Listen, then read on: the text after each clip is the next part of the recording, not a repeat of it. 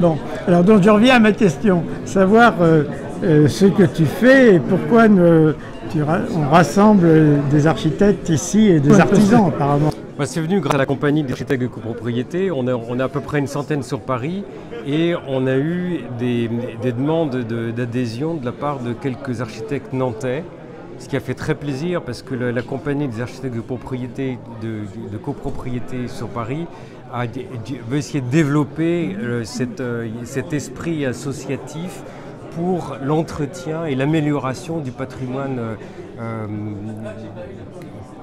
en copropriété. Hein. Ce n'est pas le patrimoine dans son grand décorum institutionnel, etc. Non, mais de copropriété, voilà, du bâtiment le plus modeste au plus évolué, voilà. Et il n'y avait pas d'architecte, il n'y avait pas de pensée, il n'y avait pas d'accompagnement dans d'avoir conscience de la valeur du patrimoine. Et l'architecte a pleinement son rôle pour pouvoir parler de leur bâtiment aux copropriétaires et leur dire bah, écoutez, ça, il faut vraiment faire ce type de travaux si vous voulez que votre bâtiment dure et soit de plus en plus beau et retrouve une valeur historique, architecturale et dans le temps. Voilà, c'est un peu ça. Et donc, c'était essentiellement sur Paris et Île-de-France. Et grâce à ces quelques architectes nantais, Paris a pu venir s'extraire et faire cette première rencontre technique avec nos partenaires. Et ce que je trouve vraiment un développement et une ouverture, en tout cas très sympathique. Et sur Nantes Renaissance, c'est donc le fruit d'un hasard, parce que c'est lors d'une discussion avec Claude Guillemot, qui m'a parlé donc de Patrick Leray, qui m'a dit qu'il y avait des gens qui s'intéressaient depuis déjà un certain nombre d'années, surtout le patrimoine nantais, et il avait justement, cette association avait une part totalement coopérative et intéressante pour les architectes qui bossent aussi en parallèle sur l'amélioration et l'entretien du patrimoine. Donc voilà, c'est un peu la raison de... Notre préoccupation à Nantes Renaissance, bien entendu, c'est de la restauration en général. Enfin, Nantes Renaissance a été créée il y a maintenant 35 ans, je crois, lorsque le secteur sauvegardé de Nantes a été lui aussi créé. Et Renaissance, pourquoi? Parce qu'il n'y a pas d'architecture Renaissance à Nantes, ou pratiquement pas. C'était Anne de Bretagne encore. Mais c'est la renaissance du patrimoine nantais. C'est comme ça qu'il faut le comprendre. Et donc notre propos, c'est effectivement de faire connaître ce patrimoine pour le respecter, le restaurer. Donc on travaille auprès, d'une part, sur la connaissance, et c'est moi qui publie en général avec d'autres, mais enfin bon, des documents...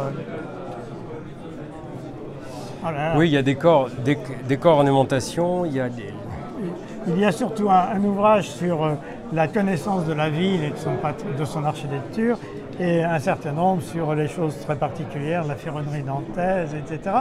Mais notre propos, c'est de faire connaître, mais aussi de fédérer les artisans capables de faire ces restaurations. Donc qui sont les architectes, bien entendu, mais aussi les couvreurs, les tailleurs de pierre, etc. Les plombiers, pas beaucoup encore, mais enfin, pourquoi pas. Moi, je pense qu'il faut s'intéresser beaucoup au réseau intérieur, parce que c'est avec ça qu'on casse tout, énormément du moins pour les intérieurs. Là, justement, j'ai fait ça parce que pour nous intéresser aux intérieurs, parce que ici, on était quand même plutôt sur l'architecture vue de l'extérieur, des cages d'escalier, tout le moins, mais c'est tout. Et alors, notre souhait, c'est d'arriver à fédérer donc les architectes, soit on y arrive un petit peu, mais beaucoup les syndics de propriété ou ceux qui agissent. Et ça, c'est très difficile.